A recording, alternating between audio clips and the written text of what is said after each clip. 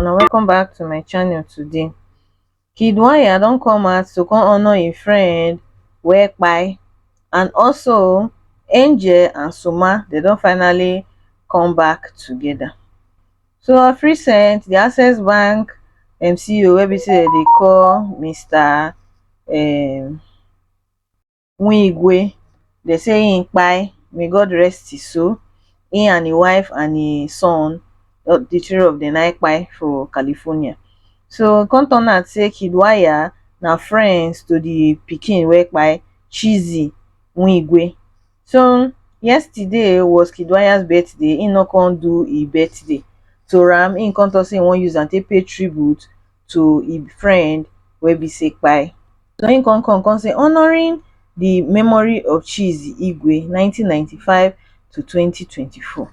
It is with heavy heart that I share the news of the passing of my friend and the victims who have tragically left us.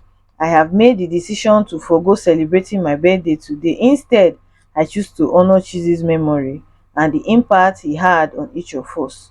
Rest in peace to all the victims. So he use the birthday because na the same day wey be say they bury the boy, na be him birthday. So he come say instead of am to celebrate his birthday, he go use the opportunity to pay tribute to his friend. This Wigwe family wey be say kpai like that, me I never hear of them before. I no know who they be. Na as they kpai now I come even dey hear their matter. But even though say I no know them, that type of loss, I don't know how the remaining children wan take cope. Their papa and their mama will even see their life, how they wan take cope with that kind of loss. May God help console the family. So on and happy birthday to Kiddwaya anyways. So onto Soma and Angel matter.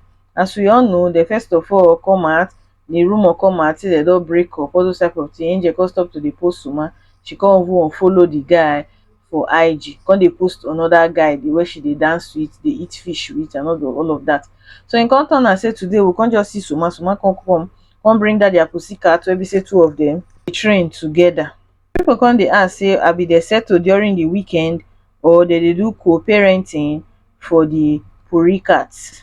So the first person here say fight no dey before, all was just an assumption from people. Another one say but they were never forcing, just that they were not seen together on social media.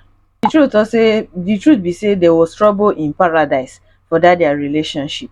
E fit be say na free sense na be say two of them come start to dey close again. So man no go fit ever leave Angel in the first place. From the way he dey behave, you go know to say that guy and Angel, he no fit leave that girl, because na only him na fit really understand Angel and her character.